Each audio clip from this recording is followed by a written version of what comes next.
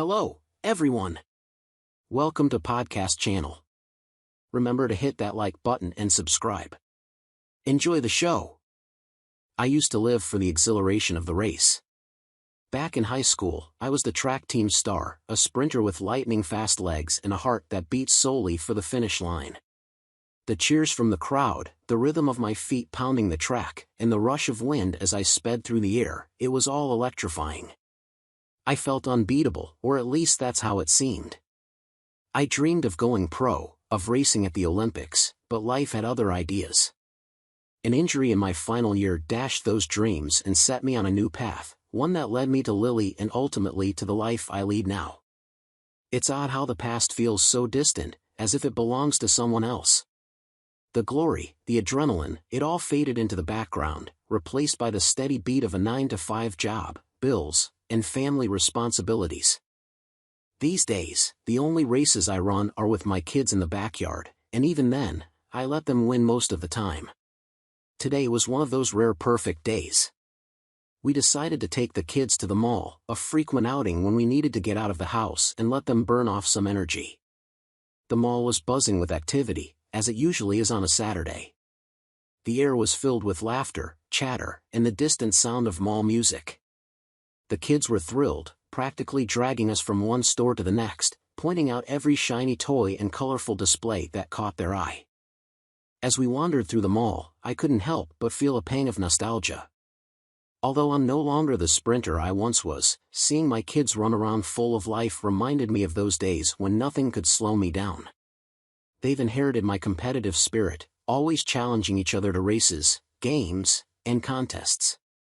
Today was no exception. At one point, as we passed a store selling sports gear, my son Jacob challenged his younger sister Emma to a race to the next store. They took off like a shot, their laughter echoing through the mall. I watched them with a smile, and for a moment, I felt a familiar itch in my legs, a memory of my old competitive spirit. Without thinking, I sprinted after them, as if I were back on the track. Though I might have been slower than before, I was still quick enough to catch up. The look of surprise on their faces when I appeared beside them was priceless, wide eyes and dropped jaws as they realized their dad wasn't as slow as they thought. We all burst into laughter when I crossed the imaginary finish line just ahead of them, claiming victory. "You cheated," Jacob protested, but he was grinning, his face flushed with excitement. Emma was too busy giggling to argue, simply enjoying the moment. "Never underestimate your old man," I said, ruffling Jacob's hair. "I've still got a few tricks up my sleeve." We continued our stroll, catching our breath as we moved on to the food court. The aroma of greasy food mingled with the sweetness of cinnamon rolls and the strong scent of freshly brewed coffee. The kids immediately headed for the fast food options, eyes lighting up at the sight of burgers, fries, and the inevitable ice cream stand. While they debated pizza versus chicken nuggets, Lily and I found a table near the corner, away from the chaos but close enough to keep an eye on them. She seemed distracted, her gaze wandering as she observed the crowd. I tried to engage her in conversation about the kids and our plans for the rest of the day, but she was only half listening, giving short answers and nodding absently. I noticed her fingers tapping lightly on the table, a sign that something was on her mind. I'd seen that look before, but I didn't want to press. Maybe she was just tired, or maybe something else was bothering her. I told myself not to overthink it, to simply enjoy the day, but that nagging doubt. The back of my mind wouldn't go away. The rest of the day at the mall unfolded as it always did, a mix of small pleasures and minor frustrations that came with herding two energetic kids through a crowded place. We moved from store to store, stopping to admire window displays or letting the kids test out some gadget that caught their eye. I played the role of the patient dad, lifting Emma up so she could see a stuffed animal on a high shelf or holding Jacob's hand as he tried to convince me to buy him yet another action figure. But through all the noise and activity, I couldn't shake the feeling that something was off with Lily. She was present physically, but her mind seemed somewhere else entirely. I caught her glancing at her phone more often than usual, her face tight with some unspoken concern. Once, while the kids were busy at a game store, I leaned in close, trying to catch her eye. "Everything all right?" I asked, keeping my tone light. "You seem a bit distracted." She looked up at me, her expression unreadable for a moment before she forced a smile. "I'm fine, just thinking about some stuff at work. You know how it is." It was a plausible excuse, one I would have accepted without a second thought on any other day. But today, there was something in the way she said it that made me uneasy. It was too quick, too rehearsed, like she had been waiting for me to ask before. I could press further. The kids came running over excitedly, pulling us toward the next attraction on their list, the pet store. Lilia's smile grew more genuine as she watched them chatter about puppies and kittens, and I let the moment pass. Maybe I was just imagining things, maybe it was just work stress, like she said. The pet store was one of the kids' favorite spots in the mall. They could spend hours there, gazing over the animals and begging us to take one home. As soon as we walked in, they made a beeline for the rows of glass enclosures, their faces lighting up as they pointed out their favorites. Jacob was enamored with a fluffy golden retriever puppy that wagged its tail every time he got close, while Emma was completely taken by a tiny kitten with big, curious eyes. They took turns naming the animals, coming up with the most ridiculous and endearing combinations: Fluffy Butt, Sir Snugglesworth, Captain Paw. I couldn't help but laugh at their creativity, the earlier tension momentarily forgotten. Lily stood beside me, watching the kids with a small, fond smile. For a moment, she looked like her old self, relaxed, happy, content. I wrapped an arm around her shoulders, pulling her close as we watched Jacob and Emma play. She leaned into me, but I noticed how her body remained tense, like she was holding something back. "You sure you're okay?" I asked again, this time more quietly so the kids wouldn't overhear. She hesitated, her eyes flicking toward the kids before meeting mine. "I'm fine," she said more firmly this time. "I promise. Let's just enjoy the day, all right?" I wanted to believe her, so I did. We stayed at the pet store for a while longer, letting the kids get their fill of puppy and kitten antics. I even caught Lily laughing a few times as Emma tried to convince us that the kitten needed to come home with us. It was moments like these that made everything else fade into the background, the joy on my kids' faces, the warmth of my wife by my side. But as we left the store and continued our way through the mall, that nagging feeling returned, stronger than before. It was like a shadow hanging over us, something I couldn't quite see but could definitely feel.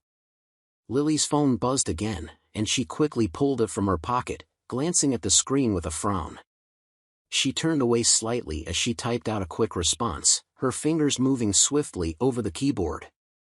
I pretended not to notice, focusing instead on Jacob, who was now trying to climb onto one of those coin-operated rides that dotted the mall. "Dad, can I ride it?" he asked, already halfway onto the giant plastic spaceship. "Sure, buddy," I said, reaching into my pocket for some change. I fed the coins into the slot and watched Jacob's face light up as the ride began to move. I felt Lily's eyes on me. I turned to her, but she was already looking away, her expression hidden from view. It was then that I realized just how far the distance between us had grown. It hadn't happened overnight, it was more of a slow drift, like two boats tied together gradually pulling apart as the ropes frayed. I didn't know when it had started, but now I could feel it, that space between us that had once been filled with laughter, conversation, and touch, now replaced by something colder, something distant. I watched as she walked over to the nearest bench, sitting down with her phone still in hand. The kids were oblivious, too caught up in their excitement to notice anything wrong, but I couldn't shake the feeling that whatever was going on, it was about to change everything. The day had gone smoothly, but there was an undercurrent of tension that I just couldn't shake. After the kids had spent what seemed like hours in the arcade, racking up tickets and choosing their prizes, we started to make our way back through the mall. The excitement from earlier had faded, and I noticed Lily growing quieter and more distant with each passing minute. As we walked, I tried to engage her, pointing out stores we used to visit when we first started dating, hoping to draw her into a conversation, but she only offered half-hearted responses. The kids, oblivious to the tension between us, were happily clutching their prizes, a toy car for Jacob and a sparkly bracelet for Emma, chatting about what they'd do with them when they got home. We were heading toward the exit when Lily suddenly stopped, looking around as if she was searching for something. Her hand tightened around mine, and she forced a smile that didn't reach her eyes. "Why don't we take a quick bathroom break before we head out?" she suggested, her voice oddly strained. I hesitated for a moment, glancing down at the kids who were clearly ready to go home, but before I could suggest otherwise, Lily was already leading us toward the restrooms, her grip on my hand firm, almost insistent. The restrooms were located in a quieter, more secluded area of the mall, away from the noise and crowds. As we approached, I felt a strange sense of unease wash over me. The area was dimly lit, and the bustling energy of the mall seemed to fade into an eerie stillness. I glanced at Lily, who was walking ahead, her posture tense, her eyes fixed straight ahead.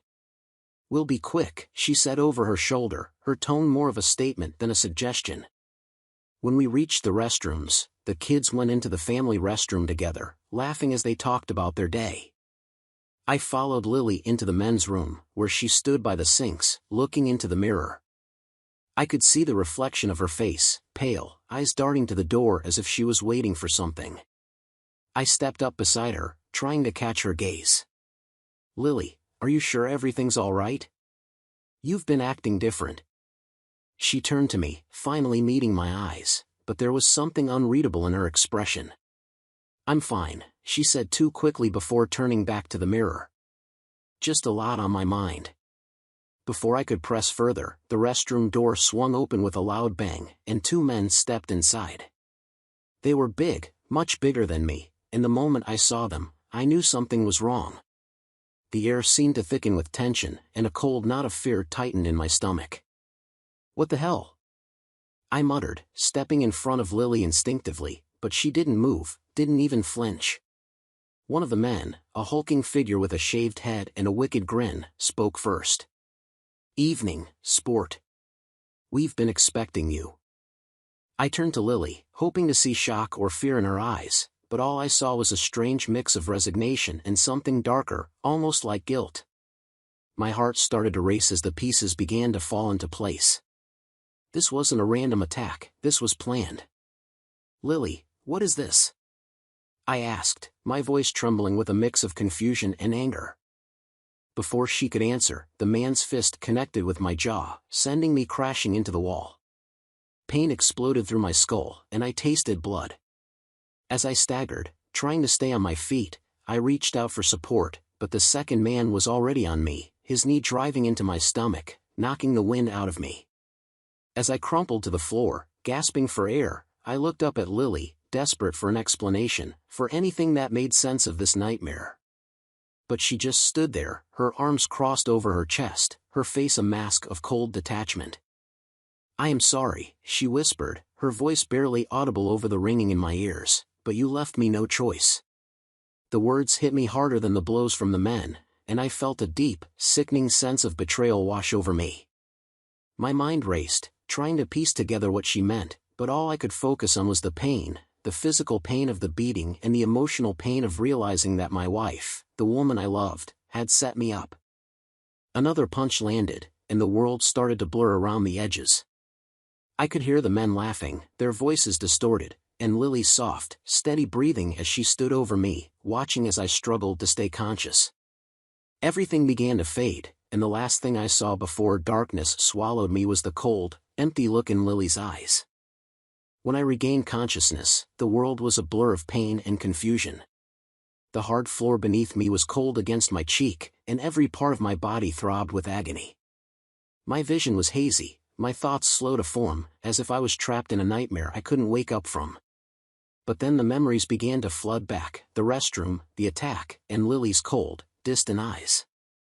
The reality of it all crashed down on me like a tidal wave, and I wished for the darkness to take me again. I tried to move, but my muscles screamed in protest. My ribs ached with every breath, and the taste of blood lingered in my mouth. Blinking hard, I forced myself to focus, to push past the pain. The fluorescent lights above flickered slightly, casting harsh, sterile light over the small, dingy restroom.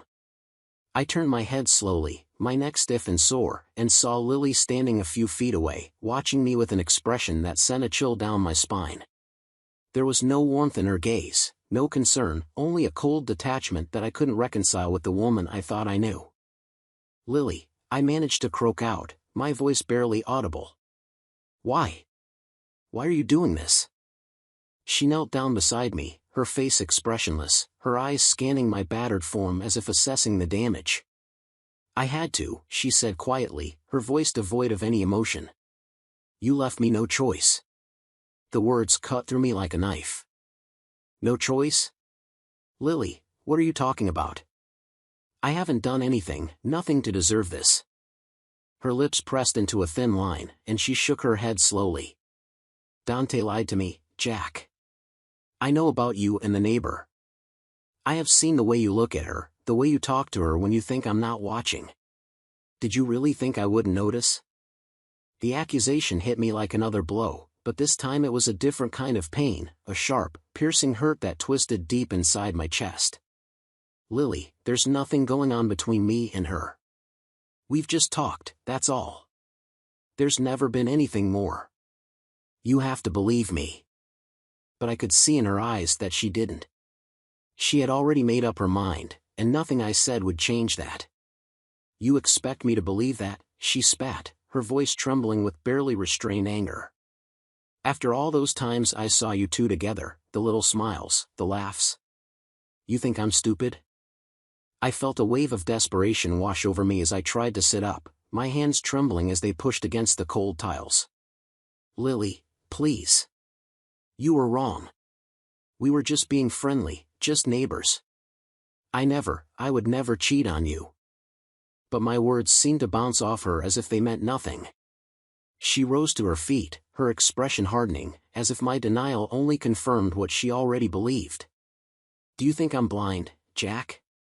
Do you think I haven't noticed the way you've been distant, the late nights, the excuses? How long did you think you could string me along?"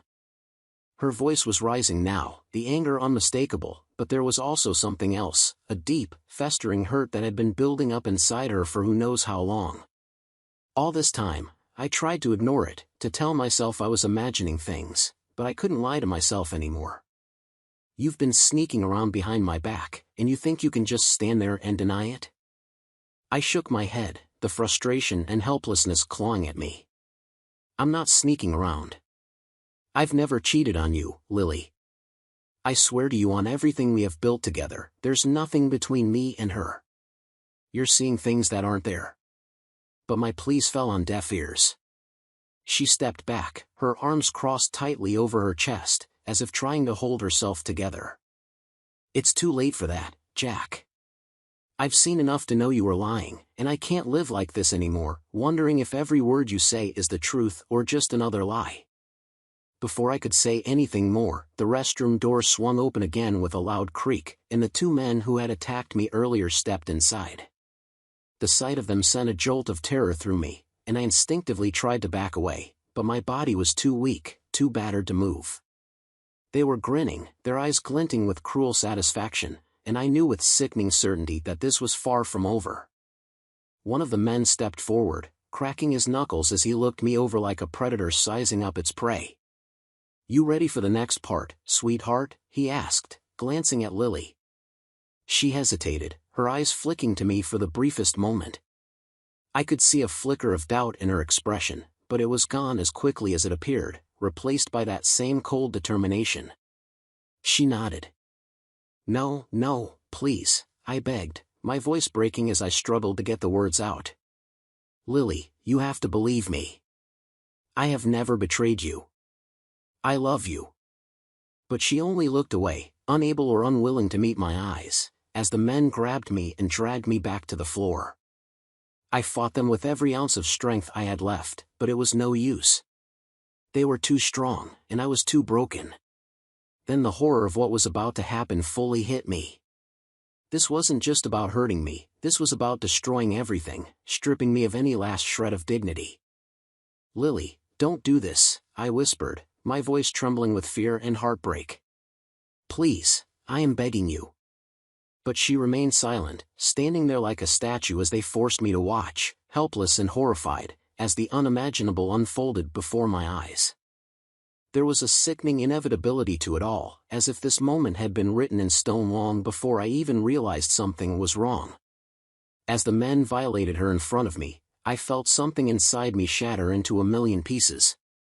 The sounds, the sight of it, the sheer brutality, it was more than I could bear. And yet, the worst part was the look on Lily's face, cold, detached, as if she had resigned herself to this, as if she believed this was the only way to make me understand. When it was finally over, I was left lying on the cold, hard floor, too broken to move, too shattered to think. The men left without a word, their job done, their cruelty spent. Lily stood there for a moment, looking down at me with an expression I couldn't read. Then she turned and walked out, leaving me alone in the darkness with nothing but the echo of my own shattered life. When I finally managed to drag myself off the cold restroom floor, every inch of my body screamed in pain. I leaned heavily against the sink, trying to steady myself, my hands trembling as I splashed cold water on my face. The reflection staring back at me was almost unrecognizable, a man beaten, bruised, and broken, both inside and out. The gravity of what had just happened weighed on me like a suffocating blanket, but there was no time to dwell on it. My kids, where were they? Stumbling out of the restroom, I felt a wave of dizziness wash over me, but I pushed it aside. My mind was racing, fueled by a sudden, overwhelming sense of panic. The kids were nowhere in sight. The arcade where we'd last been together was just ahead, but the noise, the flashing lights, it all felt so distant, so disconnected from the nightmare I'd just lived through. Lily! I called out, my voice hoarse and desperate. Jacob! Emma! But there was no response, no sign of them. I stumbled through the mall, searching frantically for any trace of them. My heart pounded in my chest, the pain from my injuries momentarily forgotten as the terror of losing my children took hold. I scanned the crowds, hoping to catch a glimpse of their familiar faces, but they were gone. The fear that had been gnawing at me since I woke up now exploded into full-blown panic. Lily! I shouted again, but all I got in return were puzzled looks from strangers passing by. The realization hit me like a punch to the gut, she'd taken them. She had taken the kids and disappeared, and I had no idea where they were or if they were safe. I pulled out my phone, my fingers shaking so badly I could barely manage to dial her number. It rang once, twice, then went straight to voicemail.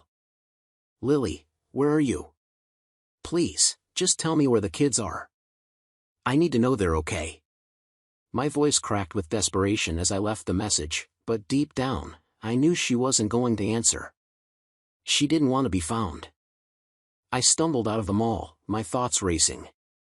The parking lot was a blur of cars and people, but none of them were her, none of them were my kids.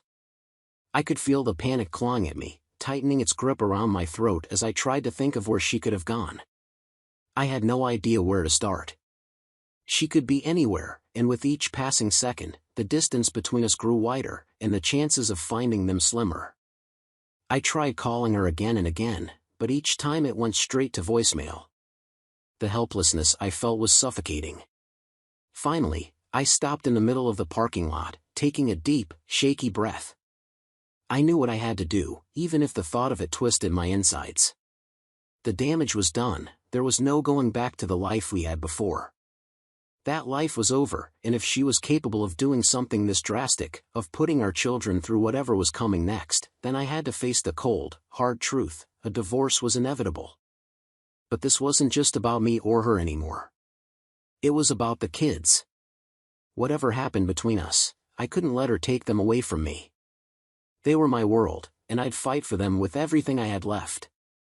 No matter how broken I was, no matter how hopeless it seemed, I couldn't let them become collateral damage in whatever war she was waging against me.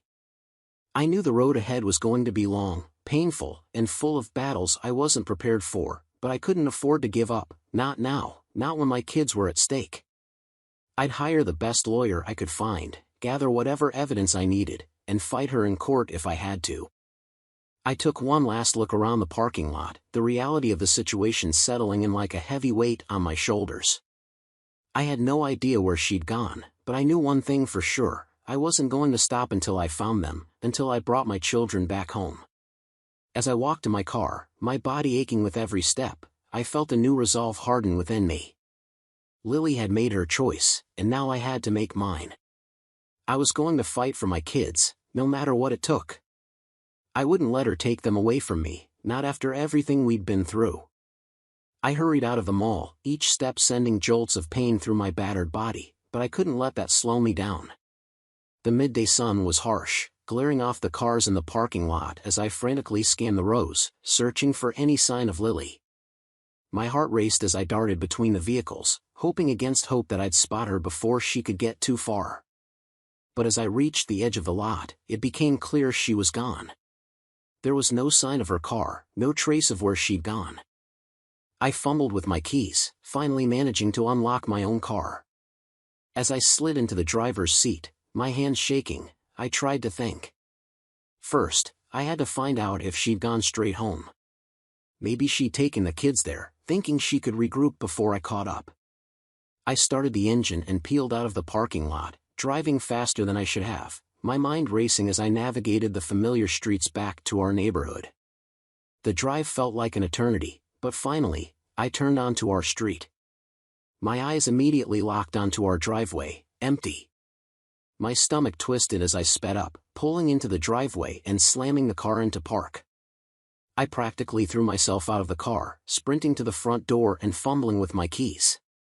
I burst through the door, calling out their names, Jacob, Emma, Lily, but the house was eerily quiet, the only sound my own ragged breathing. I searched every room, my heart pounding in my chest, but there was no sign of them, no backpacks, no toys scattered in the usual spots. It was like they'd vanished. I grabbed my phone and started dialing anyone who might know where she could have gone, her friends, her parents.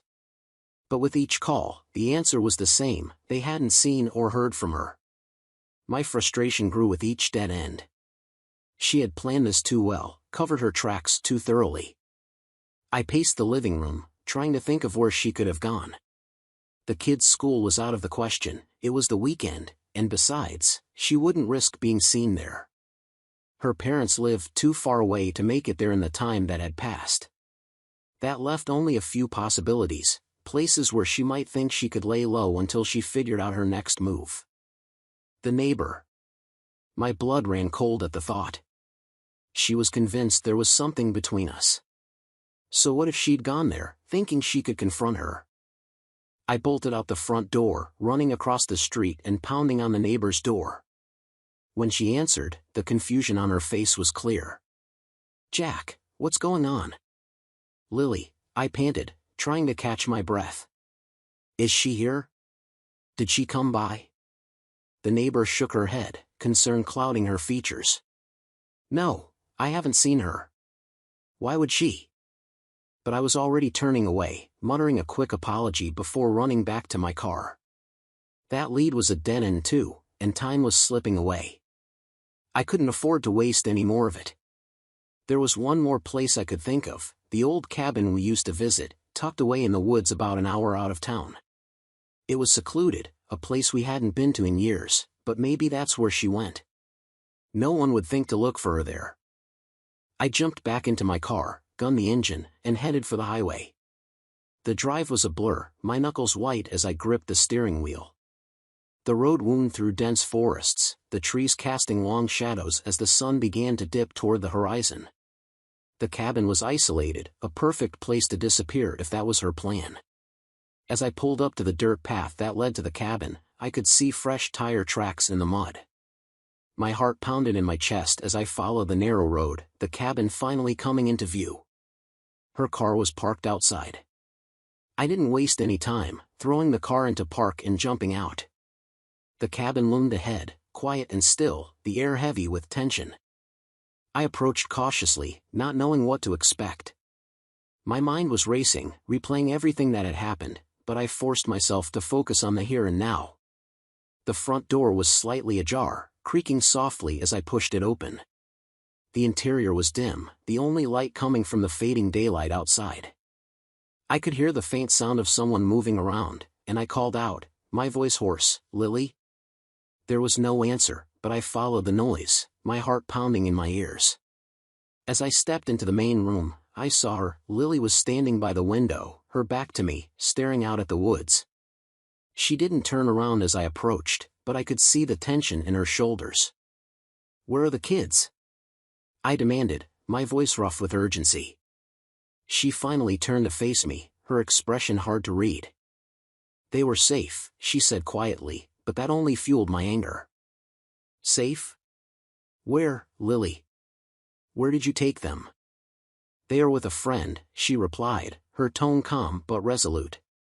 "Somewhere you can't find them."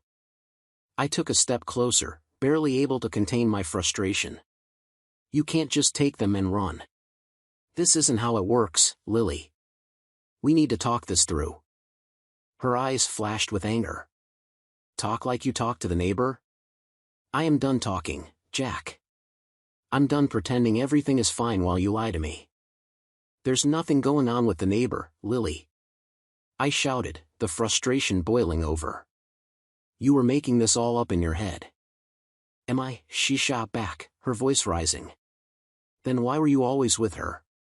Why were you sneaking around, keeping things from me?" "I wasn't sneaking around. We were just neighbors, just talking. You are the one who's been distant, who's been shutting me out. But this, taking the kids, you've gone too far." Lily's face hardened, her jaw set with determination. "Maybe I have, but I'm not letting you take them from me, not after everything you've done." Her words hung in the air like a death sentence. I realized that there was no reasoning with her, no convincing her of the truth. She was too far gone, too consumed by whatever demons she had been battling alone. But I wasn't going to give up, not on my kids. I took a deep breath, trying to steady myself. "We're going to have to settle this in court, Lily. I'm not letting you take them away from me." She didn't respond, just turned back to the window, her shoulders tense, her silence speaking volumes. I knew this was just the beginning of a long, painful battle. As I stood there in the dim light of the cabin, I realized that the life we had known was truly over, shattered beyond repair. The only thing left to fight for now was the future of our children, and fight I would.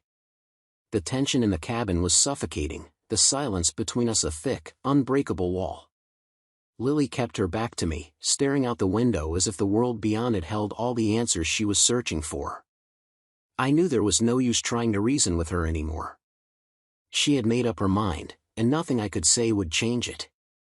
But I couldn't walk away, not without knowing where my children were, not without making her understand that this was far from over.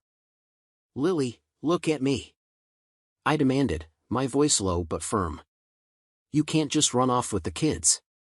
You're making a mistake. Think about what this will do to them." She didn't move, her gaze still fixed on the trees outside, her hands gripping the windowsill so tightly her knuckles were white.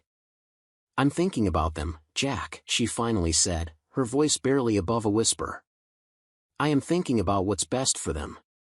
They deserve better than this, better than lies and betrayal." "There are no lies," I insisted, taking a step closer. "You are letting your anger cloud your judgment. The kids need both of us, and taking them away from me isn't the answer. We can figure this out together."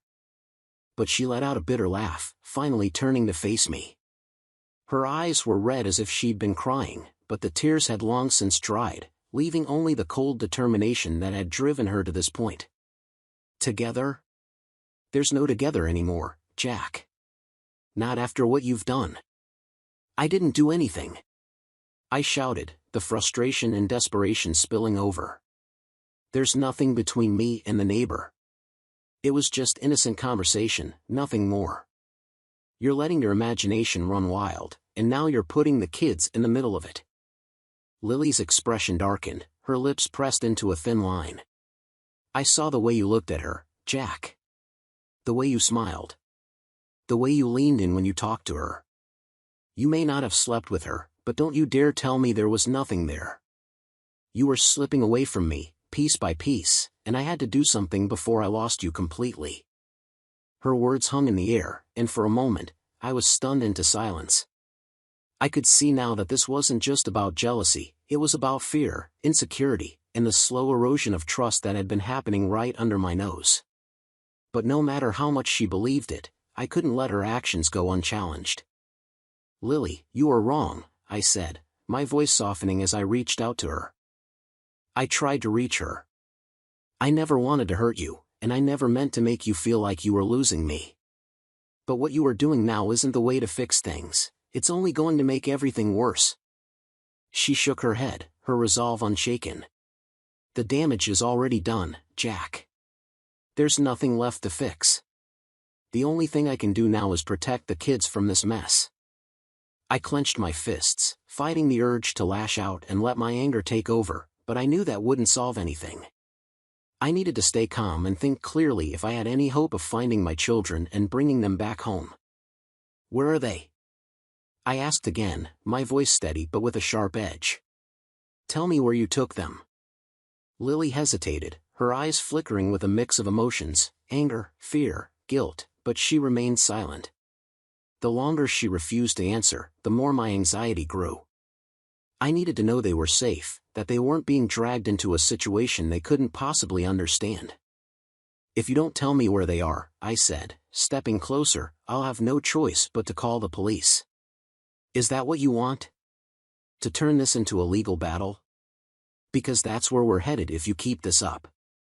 Her eyes flashed with anger at the mention of the police, but there was also a flicker of doubt, of hesitation. She knew the consequences of involving the authorities, how it could spiral out of control and affect the kids in ways neither of us wanted. Finally, after what felt like an eternity, she sighed, the fight seeming to drain out of her. "They're with my friend Susan," she admitted, her voice trembling slightly. I needed time to think, to figure out what to do next. "I wasn't trying to hurt you, Jack. I just needed space." A wave of relief washed over me at the mention of Susan, a mutual friend we'd known for years. At least I knew the kids were safe, that they weren't caught in the middle of this nightmare. "Susan?" I repeated, trying to keep my tone calm. "All right, I'll go get them. We can talk about everything else later, but I am bringing them home tonight." Lily nodded slowly, the fire in her eyes dimming as she seemed to realize just how far things had gone. "Fine," she whispered, her voice barely audible. "But don't think this is over, Jack. We still need to talk about what happens next." I didn't respond, too focused on getting out of there and bringing my kids back home where they belonged. Without another word, I turned and walked out of the cabin, my mind racing as I headed for the car. The sun was setting, casting long shadows across the ground, and the air was thick with the scent of pine and earth. But all I could think about was getting to Susan's house, getting my children, and putting an end to this nightmare. I drove with a singular focus, the pain in my body and the chaos in my mind pushed aside by the need to protect my kids. I knew the road ahead was going to be long and difficult, but for now, all that mattered was getting them home. When I finally pulled up to Susan's house, I saw her standing on the porch, Jacob and Emma clinging to her side. Their faces lit up when they saw me. I felt a surge of emotion as I got out of the car and ran to them. I scooped them up in my arms, holding them tight, the relief was almost overwhelming. "Daddy," they both cried, their voices filled with a mix of confusion and joy. "Hey, you too," I said, my voice thick with emotion. "Let's go home." Returning home with the kids was a bittersweet victory. The house felt emptier than before, despite their laughter filling the rooms. I knew this was just a temporary reprieve. The real battle was just beginning. As much as I wanted to shield them from the fallout of what was happening between Lily and me, it was impossible. The tension in the air was palpable, even if they didn't fully understand it. After getting the kids settled in, I sat at the kitchen table, staring at my phone. I knew what I had to do. Lily's actions had crossed a line that couldn't be ignored. Taking the kids, the false accusations, the brutal setup in that restroom, it was clear that this situation was beyond repair. It was time to take legal action to fight for custody of my children and protect them from the chaos Lily was dragging them into. I contacted a lawyer the next morning, explaining everything that had happened, the neighbor, the accusations, the abduction of the kids, and the assault. My lawyer didn't sugarcoat things.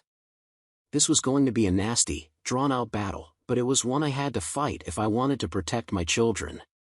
We filed the necessary paperwork, seeking an emergency custody order and laying the groundwork for a divorce.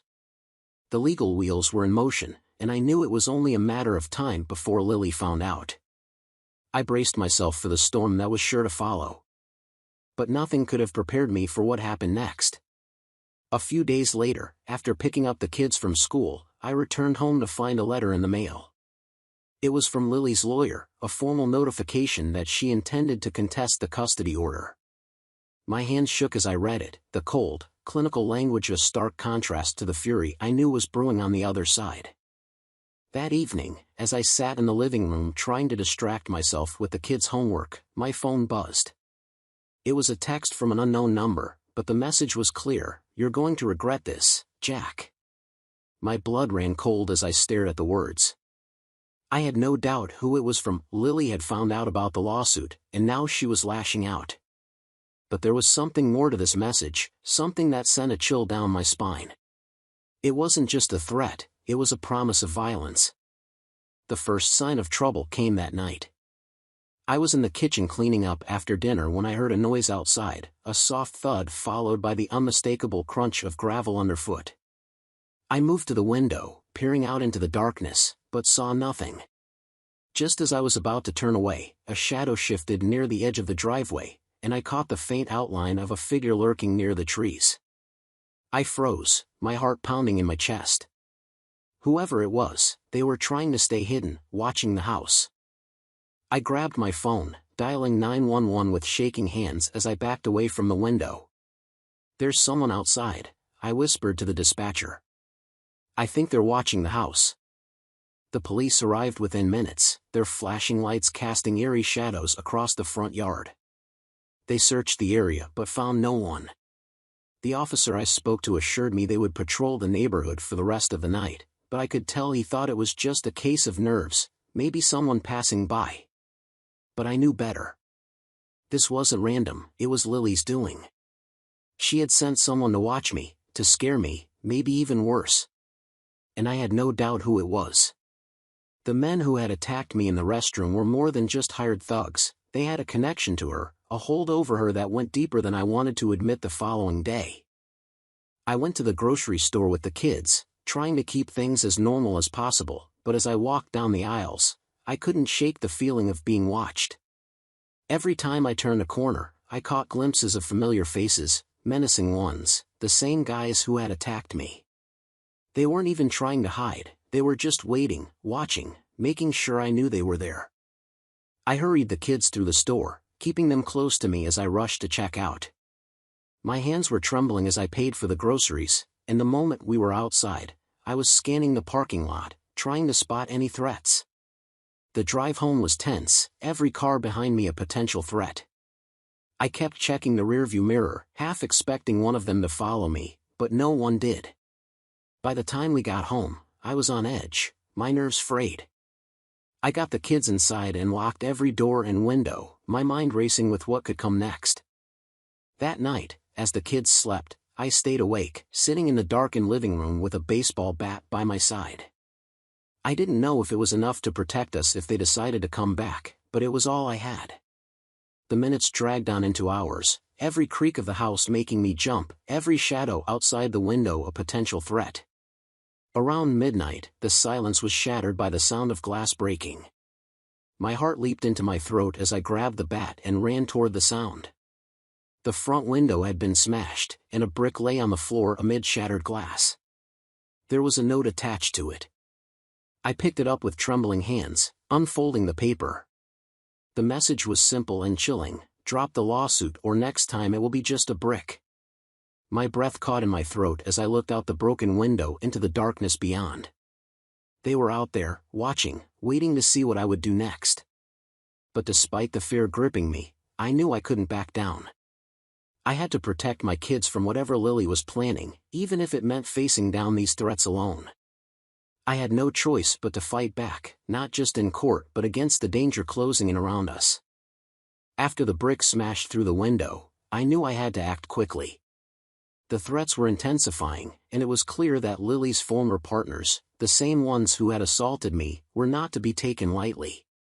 Staying in our home was no longer an option. I had to safeguard my children, which meant we needed to leave before things got any worse. The first step I took was to document everything meticulously. I photographed the broken window, the brick, the threatening note, and the signs of surveillance I'd observed over the past few days. Every time I spotted one of those men lurking, I made sure to capture a picture, even if it was a distant shot.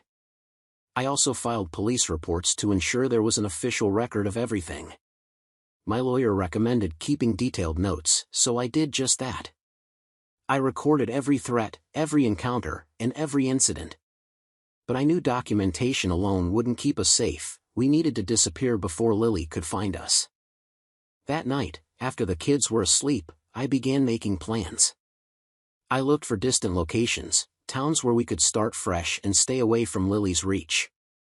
The next morning, I arranged for a moving company under a different name to pack our essentials and send them to a rental house in a small town several states away. I kept the move secret, not even telling my closest friends or neighbors. The fewer people who knew, the better. I told the kids we were going on a special trip, trying to keep it as light and adventurous as possible. I didn't want to scare them more than necessary. They had seen the broken window and the brick, and even though I tried to downplay it, they sensed something was wrong. Within a couple of days, everything was in motion. I withdrew as much money as I could, enough to get us settled, and packed the car with our most important belongings.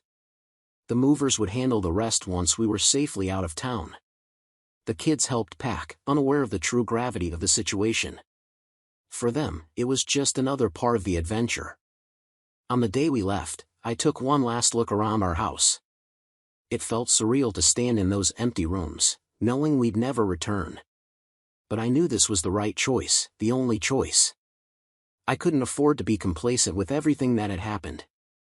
As we drove away, I kept glancing in the rearview mirror, half expecting to see one of those men following us, but the roads were clear, and the town slowly disappeared behind us. The tension in my shoulders eased with every mile, and the kids eventually fell asleep in the back seat, their faces calm and innocent. I glanced at them, feeling a mix of relief and sorrow. They didn't deserve this upheaval, and it pained me to know their lives had been disrupted by something they couldn't fully understand. We arrived in the new town late in the afternoon. It was a quiet place, where everyone seemed to know each other, and life moved at a slower pace. The house I had rented was small but cozy, situated at the end of a quiet street, surrounded by trees. It felt like a sanctuary where we could finally find some peace. The kids were excited as we arrived, their earlier confusion replaced by the excitement of exploring a new place. I let them run through the empty rooms, their laughter filling the space as they chose their new bedrooms. For the first time in a long while, I allowed myself to relax, even if just a little. In the following days, we settled into our new life. The movers arrived with our belongings, and we began the process of rebuilding from scratch. I enrolled the kids in the local school, careful not to divulge too much about our past. While we couldn't completely erase our history, I aimed to make it harder for Lily or her associates to track us down. Each night, after the kids were asleep, I reviewed the documentation I had gathered. My lawyer was handling the legal aspects, but being in a new place gave me a sense of control I hadn't felt in a long time. I knew the battle wasn't over. Lily would eventually find out, and the legal fight would continue. But for now, we were safe. As the weeks went by, life started to settle into a new rhythm. The kids adjusted to their new school, made new friends, and seemed to adapt better than I had hoped. I found a job at a local business, something low-key that kept me occupied without drawing too much attention. Despite the calm that had enveloped our lives, I couldn't shake the feeling that we were living on borrowed time. Lily wasn't one to give up easily, and the thought of her finding us still lingered in my mind. I knew I needed to be ready to protect my children from whatever came next. But for now, we had a chance to start over, to build something new while leaving the past behind. And I was determined to make the most of it, no matter what the future might bring.